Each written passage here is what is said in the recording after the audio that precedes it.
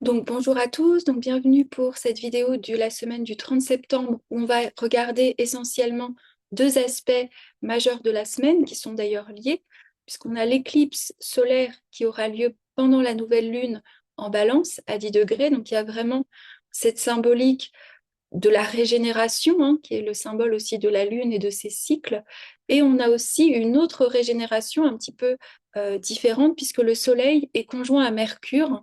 Donc lundi soir, vraiment dans la nuit de lundi à mardi pour la France, aussi dans le signe de la Balance. Donc ces deux nouveaux cycles qui sont à quelques jours d'intervalle.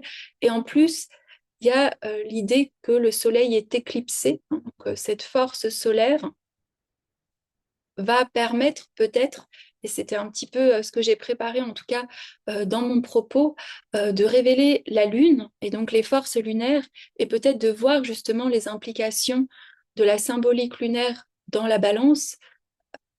Qu'est-ce qu'on doit quitter aussi de l'ombre de la balance, mais aussi qu'est-ce qui peut se révéler et peut-être aussi, autre cet aspect symbolique, vous donner peut-être plus concrètement des pistes de qu'est-ce qui peut se refléter, j'allais dire, dans nos vies.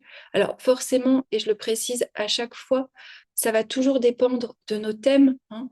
C'est-à-dire que moi, je décris, en tout cas, j'essaye d'interpréter, hein, parce que l'astrologie, c'est avant tout un travail d'interprétation du monde symbolique, et que le symbole tisse aussi toujours des ponts entre ce qu'on connaît et ce qu'on ne connaît pas. C'est pour ça que j'aime beaucoup utiliser les mythes, parce que les mythes, on raconte quelque chose qui viennent éclairer notre propos, mais qui ouvrent aussi la porte à votre propre dialogue. Et je trouve que cette semaine, plus particulièrement, où les forces lunaires sont en présence, c'est-à-dire les forces de l'inconscient et les mystères de la Lune, et donc on reconnecte justement à cette ancienne lignée de femmes prêtresses, hein. Il y avait des prêtresses lunaires, hein, qui régnaient en astrologie hellénistique dans la maison 3, par opposition à la maison 9 qui était la maison des prêtres.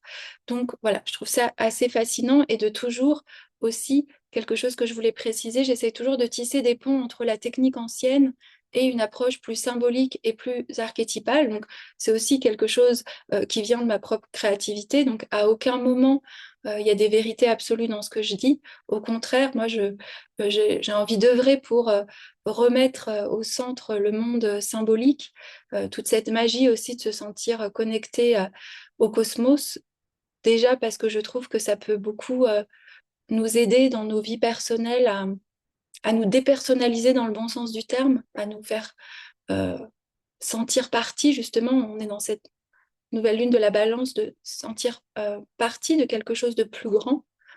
Euh, J'essaye aussi toujours de le faire avec ce qui me vient, ce qui est présent, de partager mes inspirations, hein.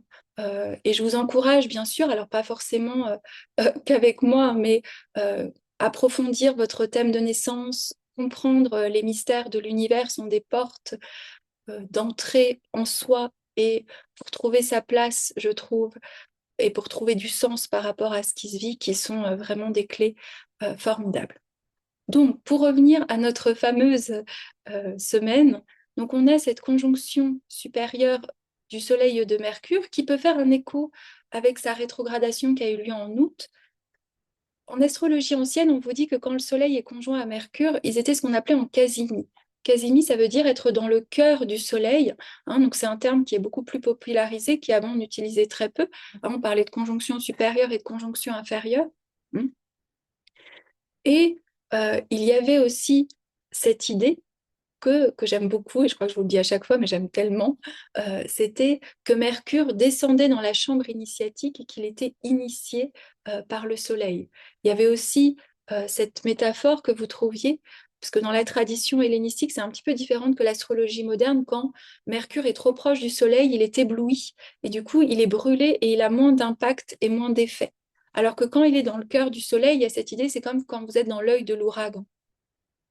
Donc les conjonctions du Soleil et de Mercure, et je trouve ça intéressant parce qu'il y a quand même une particularité, parce que ça se fait lors d'une semaine d'éclipse solaire, hein, où le Soleil est éclipsé, donc la symbolique de la lumière est éclipsée pour laisser la place justement aux forces de la nuit, on pourrait dire ça comme ça, hein, puisque quand vous pouvez assister à une éclipse solaire, totale en pleine journée, c'est ce qui se passe, hein. C'est les forces lunaires, quelque part, éclipsent la lumière du jour et nous permet justement d'avoir accès, on le verra, à ces déesses lunaires qui parfois étaient occultées.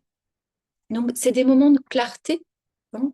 Mais là, peut-être, pour nuancer mon propos, c'est ce qu'on va dire d'habitude du Soleil Mercure en Balance, c'est qu'il peut y avoir des prises de conscience en lien avec là où tombe la balance dans votre thème de naissance, hein. Donc, forcément, la balance qui est un signe, et ça, je vous invite à regarder la vidéo que j'ai fait la semaine dernière où j'ai un petit peu étoffé, hein, on pourrait dire ça comme ça, le symbolisme de la balance.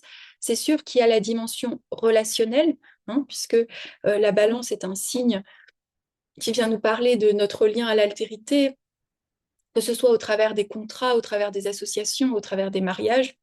Quelque chose qu'on aime moins dire, c'est aussi un signe des ennemis, hein, forcément. On oublie beaucoup cette dimension de Vénus. Alors là, peut-être un peu moins en Scorpion, mais c'est dans ce qu'on aime et dans ce qu'on n'aime pas, hein.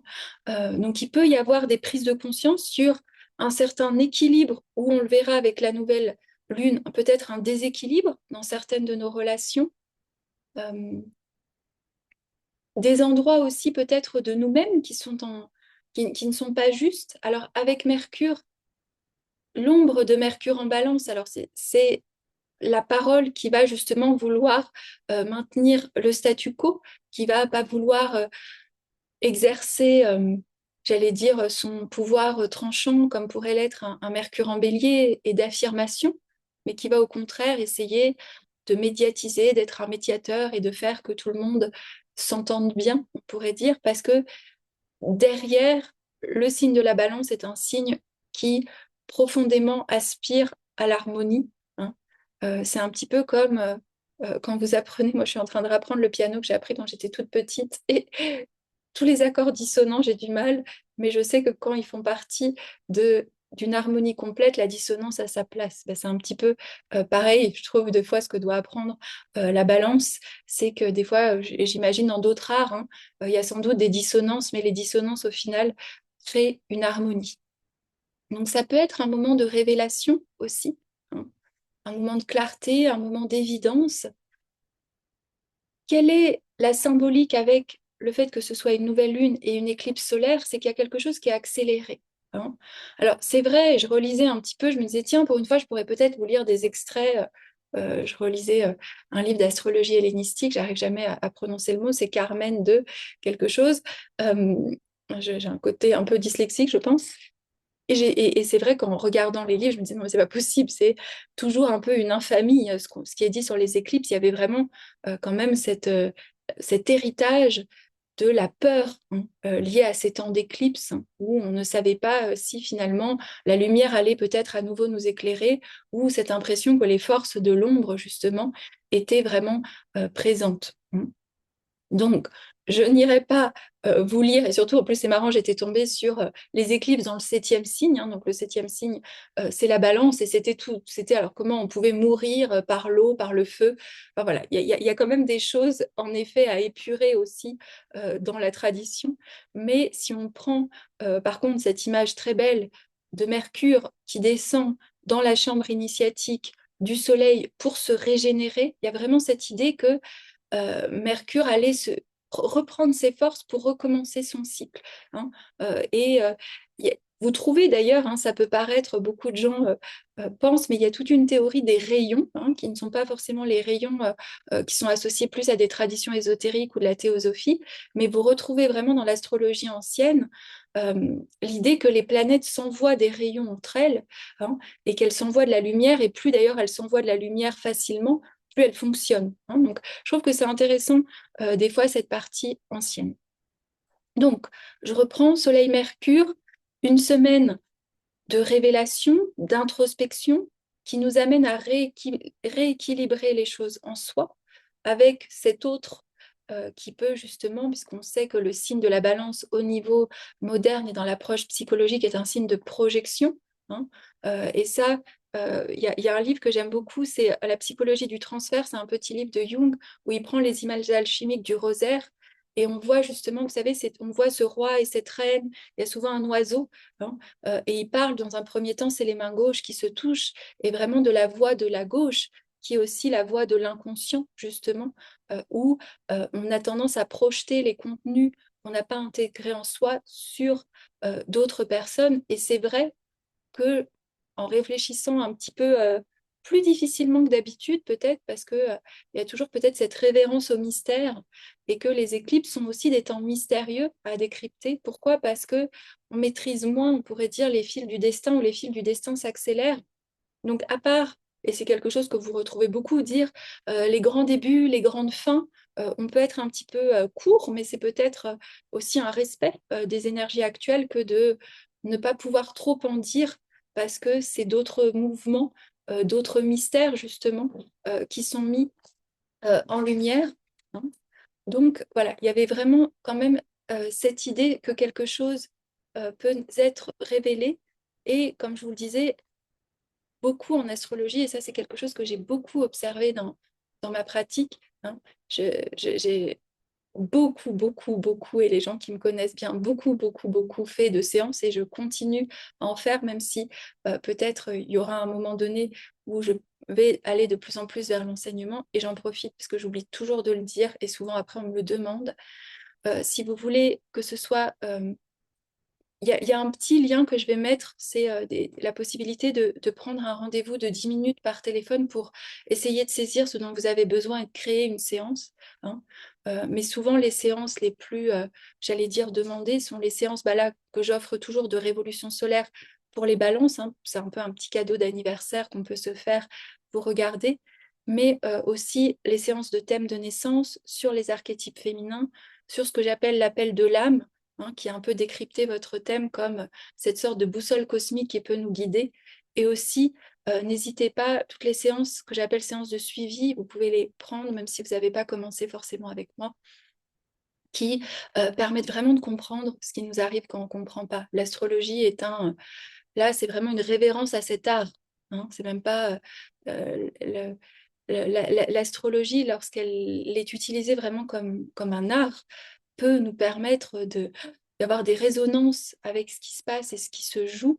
Et surtout, je trouve aussi qu'une des beautés, c'est des fois de nous dépersonnaliser, c'est-à-dire de nous faire remettre, et j'ai peut-être pas les mots, mais de nous rappeler justement notre contribution, notre participation mystique au monde et de sortir des fois de juste la personnalité, mais c'est comme si vous voyez se refléter. Il y a un côté méditatif, on pense que l'astrologie est très mentale, mais c'est ce que j'essaye aussi de faire, et l'exercice qu'il est obligé de faire avec ces vidéos, c'est comment se reflètent les choses par des symboles. J'avais entendu une fois quelqu'un que j'aime beaucoup, Chris Brennan, dire ça, c'est que des fois en astrologie, ça ne vous empêche pas que quelque chose vous arrive, mais comme vous disiez, ah bah oui, c'est telle planète et ça fait tellement sens que tout d'un coup, c'est moins dur à vivre. Je ne sais pas comment expliquer, hein. Et tout ça pour vous parler de la projection. Et c'est vrai que c'était ce que disait aussi Jung, hein, qu'on retrouve que tout ce qu'on n'a pas intégré en soi, on l'attire sous forme de destin.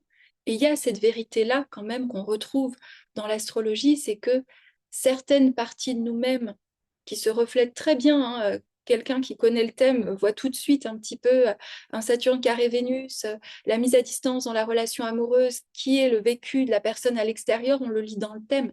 Il y a quelque chose d'assez magique, hein. Ça, c'est aussi quelque chose que je trouve qui est important d'honorer, c'est il y a quand même une partie où on peut essayer de mettre des mots sur l'astrologie, sur cet art astrologique, hein, parce que l'astrologie, pour moi, n'est pas forcément une science. Une science, elle répond à quelque chose de causal. C'est tout un grand débat, hein. Je suis partie dans un débat un peu plus philosophique aujourd'hui, mais l'astrologie est un système symbolique de corrélation et de correspondance, et c'est pour ça, d'ailleurs, je pense qu'elle a été en grande partie décréditée. C'est quand on a voulu la scientifiser, hein, notamment avec Ptolémée, qui a voulu dire si Saturne est froid, du coup c'est pour ça qu'il y a une cause de froideur dans le monde. Or, quand on a découvert que c'était pas la Terre qui était au centre, mais le Soleil, et ben, tout s'est écroulé et on a perdu. Ce que vous retrouvez beaucoup, par contre, c'est dans la tradition sumérienne, vous aviez ces prêtres qui sont appelés les Chaldéens, qui, eux, avaient vraiment un rapport immanent à l'astrologie, c'est-à-dire quand une planète apparaissait, c'était comme un message, hein. Nous qui cherchons souvent ces synchronicités, bah là, vous aviez constamment, quelque part, les messages des cieux, et puis il y avait les personnes qui étaient en charge, et qui avaient d'ailleurs une fonction politique, sociale, de les interpréter. Et je trouve qu'on nous a coupé de cette guidance qui était au début beaucoup pour l'agriculture, hein, mais qui est tellement, tellement belle. Bon, j'arrête voilà, c'est vraiment le côté balance, vous savez, qui a pris le dessus. Euh, je vais revenir donc à la symbolique de l'éclipse solaire, hein. J'ai écrit lunaire sur mon papier, donc j'arrête pas de me dire Caroline, c'est une éclipse solaire. Alors, l'éclipse solaire, donc une nouvelle lune en balance, donc il y a quand même cette idée de quelque chose qui se régénère, hein. Donc, il y a vraiment l'idée de régénérer quelque chose de nouveau dans toute symbolique de la nouvelle lune. Mais là, le soleil est éclipsé. Et c'est là où je trouvais qu'il y a quelque chose de fascinant, parce que le signe de la balance, c'est un signe un petit peu, on a vu que c'était un signe inanimé, c'est un signe justement où on cherche à unifier les opposés, hein. C'est un signe dit vénusien, c'est un signe où on cherche la paix. Vous le verrez, moi, il me fait énormément penser à Athéna, hein, à la déesse Athéna. La balance amène la civilisation, elle amène la culture, elle amène le beau, hein. Mais, et là, c'est tout le mythe, j'allais dire, maintenant, je choisis un petit peu un mythe avec lequel je vais vous guider. Alors, qui n'est même pas un mythe, hein, il y a plein d'hypothèses parce que ça fascine. Alors, je me suis un peu, ce matin, je suis allée chercher de partout un petit peu pour préparer mes informations, et je me dis, oui, c'est tout le rapport entre Athéna et la Méduse, hein, la Médusa, euh, que je trouvais très intéressant par rapport à la symbolique de cette éclipse. Alors, déjà, je vais peut-être commencer par des choses plus concrètes. Euh, c'est sûr qu'il y a encore une nouvelle lune qui aura eu lieu, je crois, en Bélier, qui sera pile opposée en termes de degrés fin mars. Alors, je suis désolée, je n'ai pas noté la date. Donc, on est encore dans cette saison des éclipses, et il y a peut-être un dénouement qu'on peut attendre en mars, hein. Donc, ce que je veux dire là, c'est qu'il y a des choses encore qui peuvent s'accélérer. C'est sûr que en temps d'éclipse, et notamment en balance, quelque chose qui est principalement touché sont justement l'aspect relationnel, hein. Pas seulement l'aspect affectif, ça peut être des associés, ça peut être toutes les personnes où vous avez un type de contrat. Avec une éclipse en balance qui vient solaire, avec les forces lunaires, qui peut révéler justement, puisque c'est l'ombre de la balance, et en plus on a vu qu'il y a Mercure qui nous aide à avoir l'analyse ou la narrative ou les discussions qui nous permettent de rééquilibrer tout ça. Tout ce qui était justement dissonant, mais qui ne participait pas à une belle mélodie, vous pouvez peut-être avoir cette impression qu'il y a une sorte de nettoyage qui se fait, hein, un nettoyage relationnel. Alors, j'essaye quand même toujours, parce que ça peut être aussi un nettoyage de certaines idées, hein. Si par exemple vous avez toutes les éclipses entre votre maison 3 et votre maison 9, ce sera plus que vous allez vous séparer peut-être d'idées de certains enseignants, hein. Donc c'est là où je veux élargir mon propos pour pas en faire juste une éclipse de les relations toxiques, les relations, vous savez, tous ces mots qu'il y a actuellement, c'est le grand nettoyage. C'est vrai, hein, il y a cette dimension-là, mais pour certains, ça peut un peu moins se préciser que dans la relation, ça peut être plus la relation symbolique avec l'autre, hein, avec un miroir. Donc, est-ce que le miroir, c'était une certaine vision de la vie? Est-ce que le miroir, c'était notre famille aussi, c'était tout l'héritage familial? Puisqu'il y a quelque chose qui est sûr dans la balance, et j'aime beaucoup toujours le dire, parce que sinon on la décrit un peu trop et on va la taxer de dépendante affective, vous savez, tout ce jargon assez facilement, c'est qu'il y a un tel désir de beau, d'harmonie, de vrai, de justice et d'équilibre, qu'elle va se trahir elle-même ou devenir injuste envers elle-même pour maintenir un équilibre à l'extérieur d'elle-même, hein. C'est un signe d'air, et c'est vrai que la balance a pu se construire aussi beaucoup dans un premier temps de sa vie sur certaines attentes sociétales, sur certaines valeurs vénusiennes extérieures. Et du coup, je me disais, bah oui, euh, l'éclipse de soleil laisse place à la lune, aux forces lunaires, aux forces de l'inconscient. Donc, pour moi, il y avait deux strates. Il y avait comme forcément la nouvelle lune a lieu vers le nœud sud, c'est quelque chose qu'on vient libérer, qu'on vient nettoyer. C'est ce que je vous parlais un petit peu de cette idée du nœud sud qu'on retrouve dans Dan Roudiard, hein, c'était la queue du dragon. Donc voilà, je vous passe l'image, mais c'était cette idée quand même d'exterminer quelque chose. Je sais pas, non, c'est peut-être pas exterminer, de sortir quelque chose, de sortir les toxines. Hein. Quelles sont les toxines de la balance et de la lune en balance? Ça va être ces attachements un petit peu qu'on ne voyait pas, ces sortes de fidélités inconscientes à des règles. Alors, quelles sont les règles de la balance? À une manière de voir le couple, à une manière de voir les relations, à comment on doit tisser nos contrats, à qu'est-ce que ça veut dire, tout le lien aussi à la justice, à ce qui est juste, à ce qui n'est pas juste.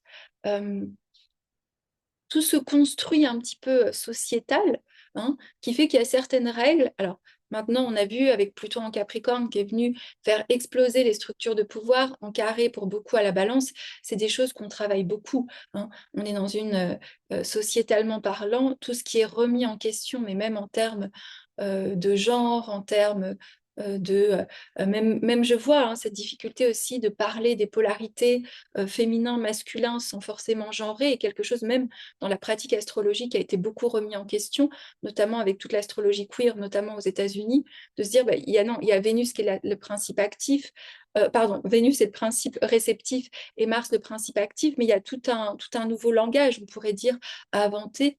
Hein. Et là, on a vraiment, pour moi, le fait que donc, il y a cette strate hein, qui va nous demander de voir ce qu'on a refoulé. Mais du coup, quand on voit ce qu'on a refoulé, bah, qu'est-ce qu'on a refoulé? On a refoulé les pouvoirs de la Lune. Et là, vous allez voir le lien au mythe.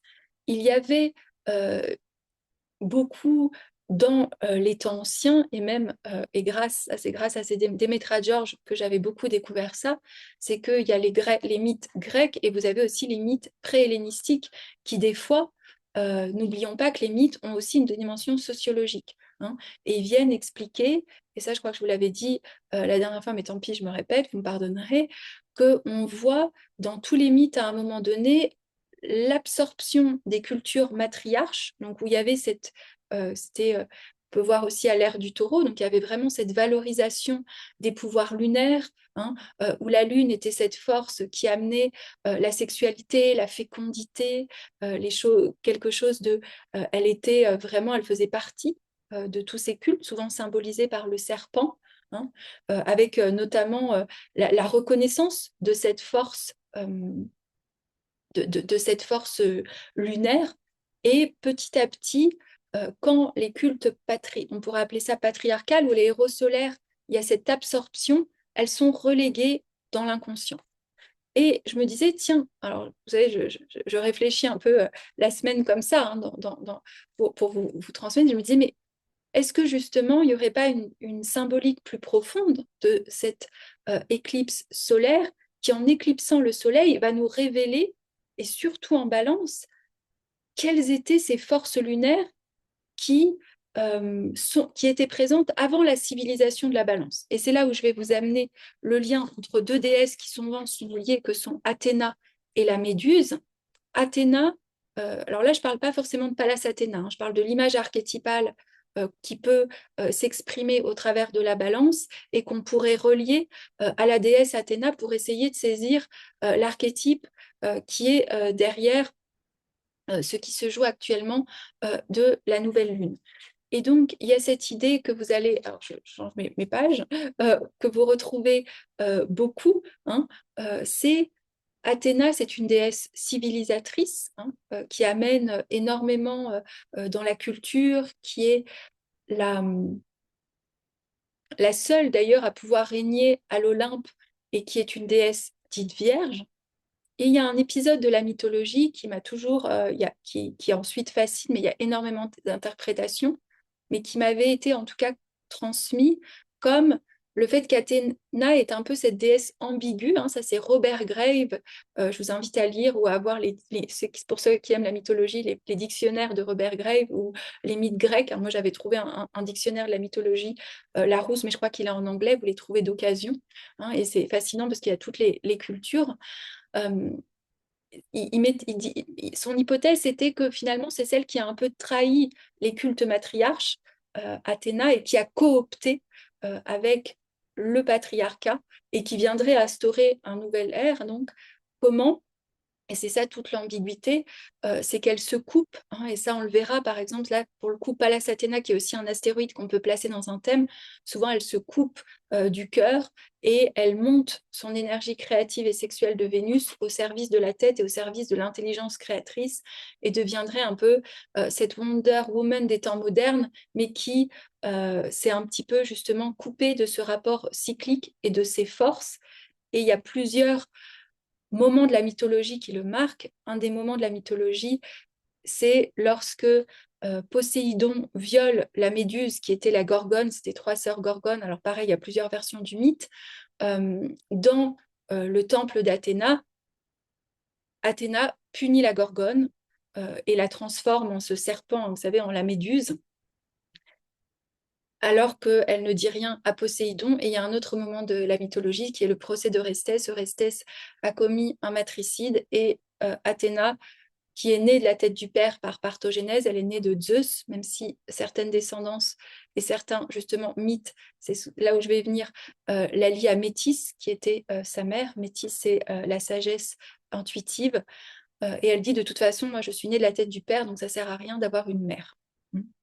Donc, il y a énormément, après je suis partie, j'ai aussi un dictionnaire que j'aime beaucoup, qui est le dictionnaire des mythes littéraires, que j'avais ramené au Guatemala dans ma valise, même si je crois que c'est de Pierre Brunel, je vous mettrai, qui est magnifique, qui est justement tous les mythes, mais pour le coup littéraire, hein. Et on voit que la figure de la Méduse a toujours fasciné, hein.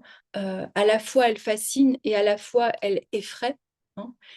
Et là où je voulais en venir, c'est que dans les mystères anciens, c'est-à-dire dans les mystères anciens, justement, avant que Persée tue la Méduse, hein, Persée, il va tuer, vous savez, la Méduse, et il y a Pégase qui sort. Vous avez aussi certaines versions où justement les Gorgones étaient des sœurs et des femmes magnifiques. Bah, ce que j'ai découvert, c'est que dans les mystères orphiques, hein, on parlait aussi de ces lunes qui des fois s'appelaient aussi les lunes gorgones, parce que il y avait des prêtresses qui étaient les gardiennes protectrices des mystères, et que d'avoir le masque de la gorgone, c'était aussi une manière de tenir à distance justement les personnes qui allaient ne pas respecter ces mystères. Et je trouvais que, voilà, je vous invite ensuite à, parce que ça pourrait être trop long, peut-être ici à expliquer, ou il faudrait que je fasse vraiment, si ça vous intéresse, que des vidéos plus sur certains aspects mythologiques, pour ceux aussi qui voudraient plus me suivre s'il n'y avait pas les références. Mais il y a cette idée, en fait, qu'avant, notamment si on prend les déesses plus égyptiennes, hein, il y a la déesse Nis, mais il y a la déesse aussi Anata, hein, qui sont des déesses libyennes. C'est que la Méduse, c'est que Métis et Athéna n'étaient que le visage de la même triple déesse. Donc Athéna était la partie vierge de la triple déesse, Métis était la partie de la pleine lune, hein, donc, dans son intelligence, et la Méduse était la partie de ce qu'on appelle en anglais the crone, vous savez, c'était la déesse de l'ombre. Et à un moment donné, les Grecs ont séparé Athéna et Méduse. Donc, il y a cet aspect sociologique, hein, où il y a une séparation, où il y a l'absorption des cultures patriarches, pas des cultures matriarches, hein. Et du coup, elles deviennent un petit peu, Méduse devient la sœur obscure, entre guillemets, d'Athéna, hein, qui est beaucoup plus, qui devient hyper sexualisée, qui devient cette démone qui fait peur, qui a tous ses serpents, hein. Et je trouvais ça intéressant. Pourquoi? Parce que je trouve que justement, euh, pour beaucoup, hein, Athéna, c'est celle aussi, justement, quand vous regardez une figure d'Athéna, elle a la gorgone sur son cœur, hein. Et le lieu où on a Athéna, c'est aussi le lieu parfois où on a pu se trahir, où on prend nos armes et où on peut renier aussi parce que la société l'a fait. Alors ça, je ne rentrerai pas, c'est pas ma spécialité. Il y a des sociologues, des philosophes qui ont beaucoup plus qui ont une voix. Hein. Moi, là, je décris vraiment avec l'astrologie en utilisant ces passerelles, mais ce n'est pas du tout ma spécialité. Hein. Mais il y a eu tout ce refoulement, justement, de la méduse, de cette sagesse féminine. Et je trouvais ça intéressant. Je ne sais pas si ça vous fait sens, vous pouvez me le marquer, j'aime bien lire les commentaires. Des fois, je suis désolée, j'oublie de répondre, mais je les lis toujours. Je trouvais qu'il y avait cette invitation justement, comme le soleil est éclipsé dans le signe de la balance, donc peut-être qu'on éclipse euh, l'aspect vraiment de la balance lié justement à Athéna, qui pourtant, alors on en a besoin, elle est courageuse, elle est vierge, elle est intègre, elle porte ses armes, mais il y a aussi toute cette partie qui a été refoulée dans l'ombre, qui était symbolisée par cette méduse, hein, qui était les mystères justement de la sexualité, la divination, de la magie, de la mort et de la renaissance. Hein. Euh, et, euh, et comment peut-être il y a cette réconciliation de ces on pourrait dire trois, parce que si on rajoute métis et toute la sagesse instinctive, instinctuelle, et c'est vrai que la balance, dans son envie de civiliser les choses et de faire que les choses soient plus lisses, a pu aussi, hein, donc on l'a vu avec cette ambiguïté aussi d'Athéna qui coopte avec certaines forces et qui va nier certaines parties d'elle-même auxquelles avant elle était liée, bah, je trouvais qu'il y avait aussi, hein, ça refait un peu écho avec la euh, vidéo que je vous ai fait la semaine dernière sur Vénus en Scorpion, il y a quelque chose, je trouve, de cette réconciliation avec cette force-là. Pourquoi? Et ça, je pense qu'on le voit parce qu'il y a euh, beaucoup de personnes hein, qui ont besoin de revenir à ce côté cyclique, à cette force liée à la liberté d'utiliser sa sexualité, d'utiliser ses facultés aussi qu'on retrouve dans de nombreuses prêtresses lunaires qui savaient justement la magie de certains rituels, la magie de certaines divinations, et où il y avait une place aussi pour une intelligence qui reliait justement la tête et le cœur. Hein.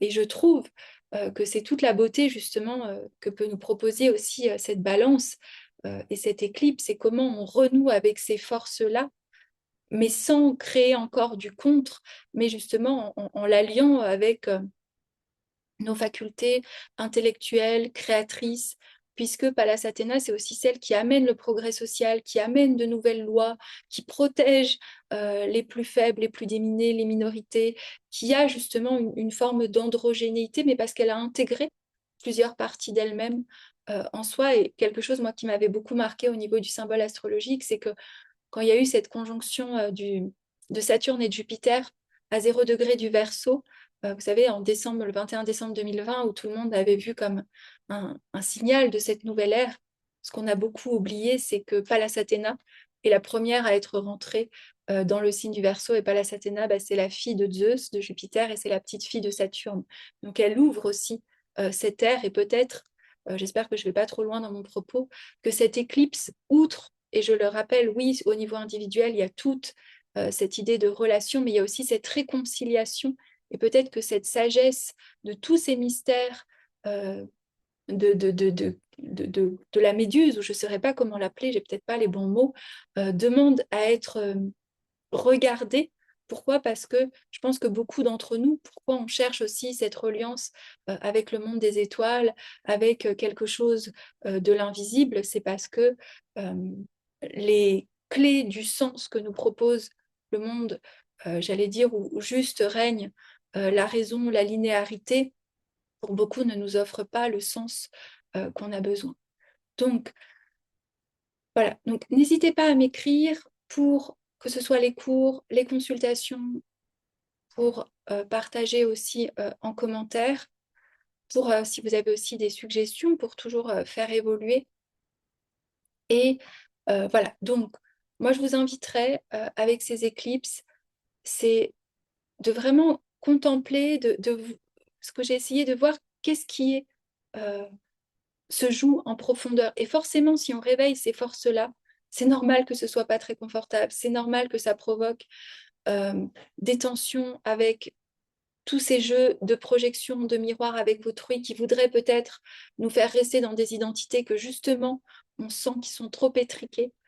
Donc, comme toujours, il y a cette, on est dans cet entre-deux, j'allais dire civilisationnel, individuel, où il nous est demandé de réintégrer toutes ces parties de nous-mêmes, et c'est pas confortable, mais il y a quand même un sens qui se tisse, et on avait des grandes...